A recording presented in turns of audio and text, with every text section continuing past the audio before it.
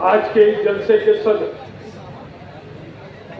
Stage पर बैठे हुए मौजूद शहर और साथियों, कल मैंने इस्लामपुरे में एक मीटिंग में कहा था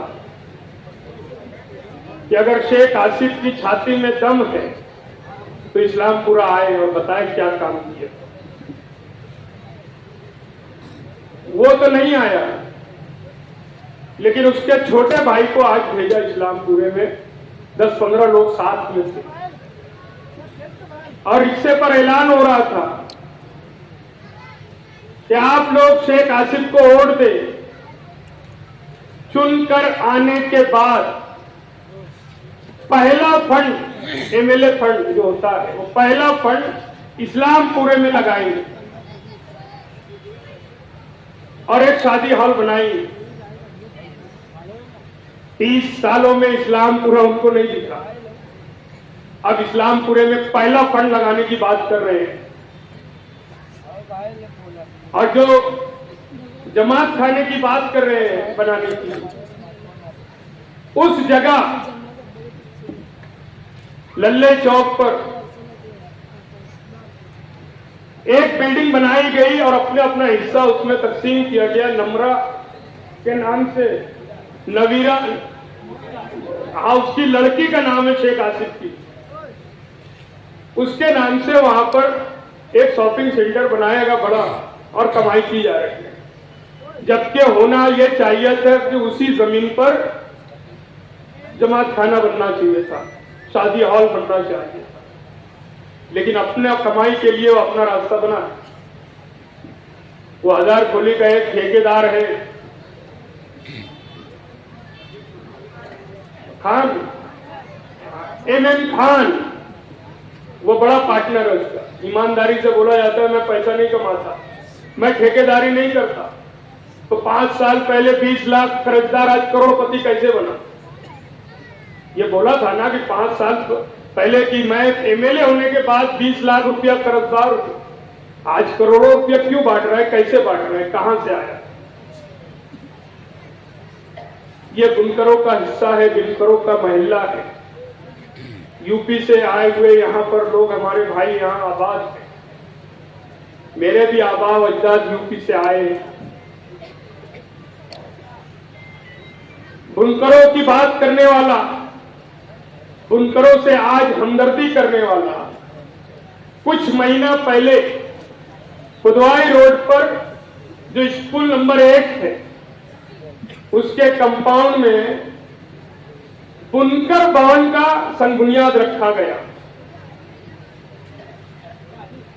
वो बुनकर भवन 1 करोड़ रुपए की लागत से बनने वाला था, मगर इसी ने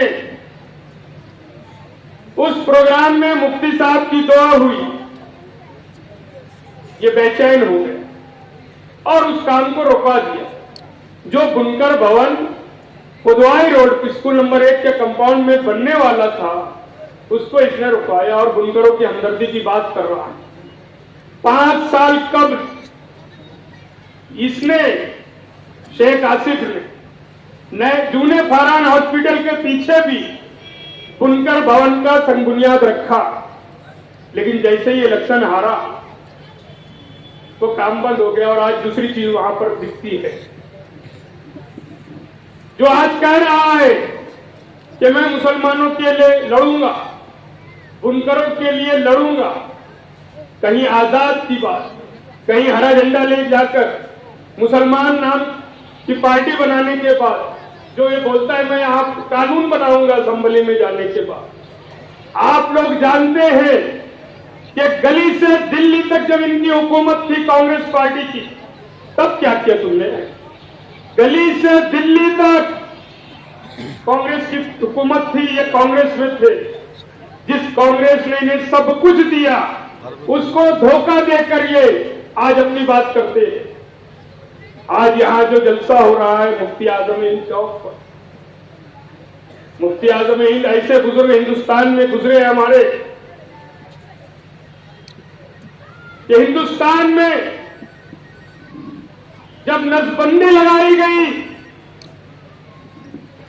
तो हिंदुस्तान में मुसलमान बेचैन हुआ। उस वक्त हमारे इस मुफ्ती आज़म हिंद ने नसबंदी पर फतवा जारी किया और कहा नसबंदी नाजायज व हराम है। हिंदुस्तान का पूरा मुसलमान परेशान था, लेकिन वक्त के एक मुफ्ती ने फतवा दिया कि नसबंदी नाजायज व हराम।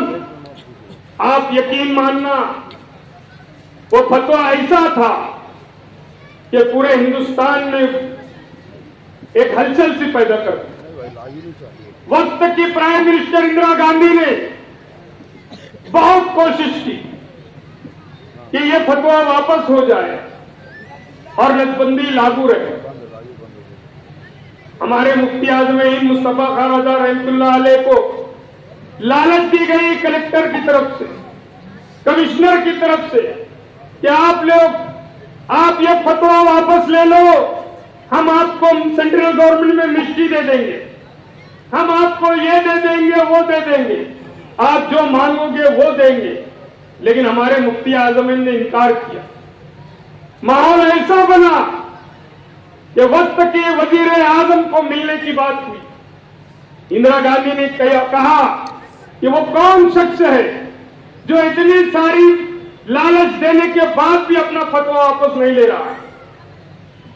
तो उसने मुफ्ती आज़म हिंद से मुलाकात की ख्वाहिश जाहिर की। पहले तो मुफ्ती आज़म हिंद ने इनकार किया और ज्यादा बात जब सामने आई कि मिलना ही है तो उन्होंने एक शर्त रखी कि चूंकि वो औरत है इसलिए पर्दे में मिल सकती है। वक्त के वजीर आजम पर्दे में बरेली में जाकर मुफ्ती आज़म हिंद से मुलाकात की और गुजारिश की कि आप ये फतवा वापस ले लें। आप बताओ, इनके वहां एक कांस्टेबल चला जाता है तो सब बात मान ली जाती है। शेख खलील को पुलिस ढूंढती है कि पुलिस वाला जाता है कि रशीद साहब, आसिफ साहब उसको जमा करा दे। हाँ बिल्कुल जमा करा देते, ये बहादुरी है। मगर वक्त की वजीर आजम हमारे मुफ्ती आज़म के पास जाती है, पर्दे में बात होती है, गुजारिश करती है, रिक्वेस्ट करती है कि आप ये फतवा वापस ले ले। मगर उन्होंने ये फतवा वापस ले लिया। ये है हमारे मुफ्ती आज़म की सलाहियत और हिम्मत, उन्हीं के नाम से ये चौक है। मैं तमाम उनके मानने वालों से गुजारिश करता हूं कि आज वक्त की जरूरत है मुफ्ती इस्माइल को वोट देना, यह आप ख्याल रखें। जो बात बोली जाती है मसलक की, मैं जिस मसलक से आता हूं, अहले सुन्नत वल जमात से ताल्लुक रखता हूं, मैंने अपने उलमा से मशवरा करके मुफ्ती इस्माइल के स्टेज पर आया और उनकी हिमायत की।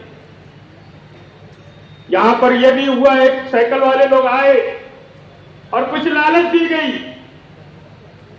कि हम लोग यहां कुछ झोपड़पट्टी है उनको 7/12 का उतारा दिला देंगे। मैं आप लोगों को याद दिला देना चाहता हूं कि निहाल साहब के पास झोपड़पट्टी बसाए सभा थी। आज तो इनको मालूम भी नहीं होगा ये क्या थी। शफक अंसारी उसके करता धरता थे। झोपड़पट्टी बसाए सभा के नाम पर पैसा इकट्ठा होता था, घर घर झोपड़े वालों से पैसा लिया जाता था। लेकिन बताओ, तमाम झोपड़पट्टी के रहने वालों, एक भी झोपड़ा तोड़कर पक्का मकान आज तक दिया गया क्या किसी को? ये सिर्फ लुभाने और लालच देने के लिए, और देने के लिए सब बात होती है। तो मेरी गुजारिश है कि आप लोग किसी के बहकावे में ना आए, किसी के बहकावे में ना आए। जो आज बुनकरों की हमदर्दी की बात करते हैं ना, रिक्शे पे बैठकर, ये बताए बुनकरों के साथ क्या किए, ईमानदारी से बताए। इनके वालिद ने कहा था सोनिया गांधी को कि पावर लूम की वजह से यहां के लोग 35-40% लोग बहरे हो चुके। मैं जब यहां आया तो कोई शख्स तकरीर में बोला कि डोरी पर लोग सो जाते हैं जो ताखा उतरता है। यहां के लोगों को पावर लूम के बीच में नींद आती है, सुकून मिलता है। मैं तो यह भी देखा हूं जब अगर कभी पावर लूम बंद होता है ना, तो लोग सो नहीं पाते। तो बुनकरों की बात करने वाले लोग कल यहां आएंगे और बताएंगे कि हमने बुनकरों के ताल्लुक से क्या क्या किया है। अगर तुम्हारे अंदर ईमानदारी होती ना तो 15 साल एमएलए, 10 साल की मेयरशिप, सब कुछ किया जा सकता था। कारपोरेशन कारखानादारों से जो केरपट्टी वसूल करती है, वो केरपट्टी जो है लाखों नहीं करोड़ों रुपये जमा करती है। क्या सहूलत देती है कारखानादारों को, ये बताए कारपोरेशन। और 15 साल कम नहीं होता एमएलएशिप, 10 साल की मेयरशिप कम नहीं होती। अगर तुम चाहते तो ईमानदारी से यकीन मानना, इस शहर का नक्शा बदल जाता। शेख रशीद ने कहा था कि मैं मेयर बनने के बाद पहला काम इस शहर में अतिक्रमण का करूंगा। मुझको याद है कि जब वो एमएलए बना तो उस वक्त तो उनकी वालदा जो कहा जाता था सोनिया गांधी, जिसको इन्होंने अम्मा बनाया, उसके नाम से सोनिया गांधी नगर बसाया। और वो भी कैसा हुआ था कि सारे अपने लोग, मेरे अपने सारे रिश्तेदारों को जगह दी गई। जब ये बात निहाल साहब ने सुनी और मालूम किया गया कि सोनिया गांधी नगर बसाने में जो लोग आगे आगे पेश थे, उनके ही सब लोग वहां पर जगह छेके। आप लोग यकीन मानना, इस शहर में जितनी झोपड़पट्टी निहाल साहब ने बसाई, किसी ने नहीं बसाया। लेकिन सोनिया गांधी नगर निहाल साहब ने उखड़ाया। ये ख्याल रखना, उखड़ाने की वजह यह थी कि सब मेरे अपने परिवार के लोग वहां बस गए, इसलिए निहाल साहब ने यह काम किया।